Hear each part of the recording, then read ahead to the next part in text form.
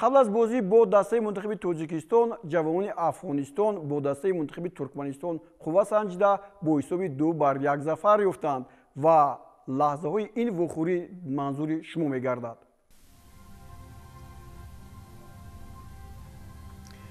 با این بازی ها پیش از همه همین رو هم گفتم به مورد است که دسته منتخب ترکمنستان ناقدر با تیاری خوب حاضر شده است و حالا ما اینجا بازی دور دوم رو نشان میدیم، آنجایی که دسته منتخب افغانستان با دسته منتخب ترکمنستان در ورزشگاه وزارت مدافعه جمهوری تاجیکستان یعنی پلیتکنیک سابق وارد میدان بازی شدند. افغانستان آهسته آهسته بازیگرای خیلی خوب، خیلی هم گفتن ممکن است که صاحب داروی تکنیک بلند رو پیدا میکند و این رو ما علاقه در بازی‌هایی که این دسته گذرانید احساس کردیم، چون با تاجیکستان 1-1 بازی در این بازی فوتبال بازی دسته افغانستان با برتری کامل صاحب بودند. هرچند ترکمنستان گفتیم که اینجا امکانات‌های داشتند که به زدن توپ موفق شوند ولی نتوانستند. حالا ببینید اینجا این ضربه نهایت خوبی شتلیک تگانوف رو که دروازه‌بان امروز در هیچ دسته افغانستان فیصل سعید خیل بود و او این ضربه ها رو برگردانید. قسم اول بک شدن حساب به پایان رسید و در قسم دوم علاقه همسایه کشور ما افغانستان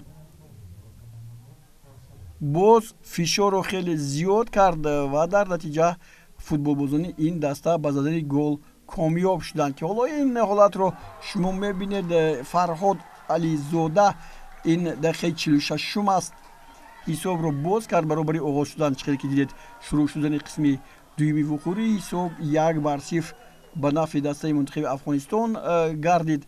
قسمی دوم از قسم اول برتری داشت، یعنی فرصت های موافق گلزنی رو فوتبال بازانی هر دو دسته هم تشکیل میکردن. حالا ببینید این همون گلی که زده شد فرهاد علیزاده است، ولی در این مورد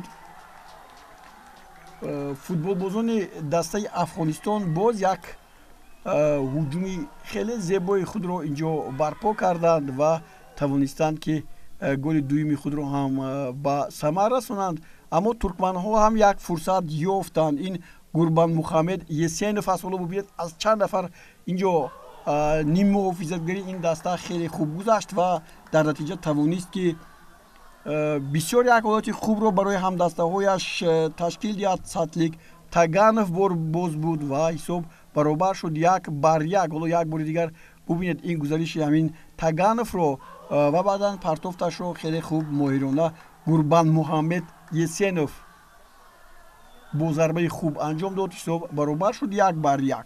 این دقیقه 48 بود، یعنی گل ها خیلی در قسم دوم تیز به دروازه زده شدند. حالا باز یک حالت دیگر برای فوتبال بازی دسته ترکمنستان، آنها اینجا ضربه پنالتی کار میکنند برای با دست بازی کردن محافظتگری دسته منتخب افغانستان انور انایف و دروازه‌بان خوب اینجا خود رو نشون میدهد. دروازه‌بان دسته منتخب افغانستان فیصل سعید و توپ رو برمیگرداند. خوب اینجا ببینید حالا بازیگران دسته منتخب افغانستان چگونه او رو استقبال میکنند. خوب البته تبریک میگن که چنین ضربه نهایت سخت رو که از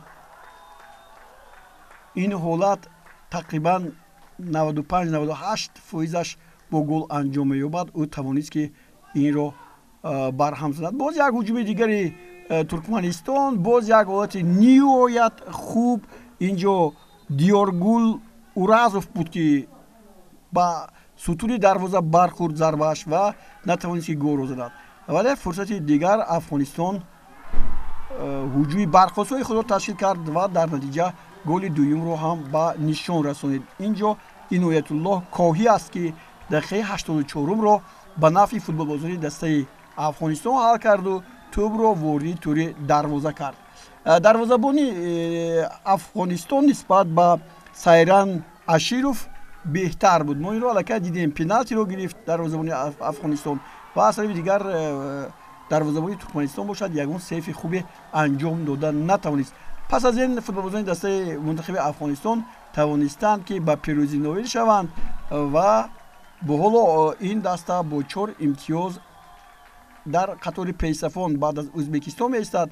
Ӯзбекистон бошад, ҳоло боз як бозии дигаре инҷо ҳаст ки наварӯҳои онро бо ҳам хоҳем дид ва ин бозӣ бо пирӯзии дастаи мунтахаби Афғонистон бо ҳисоби 2-1 анҷом ёфт.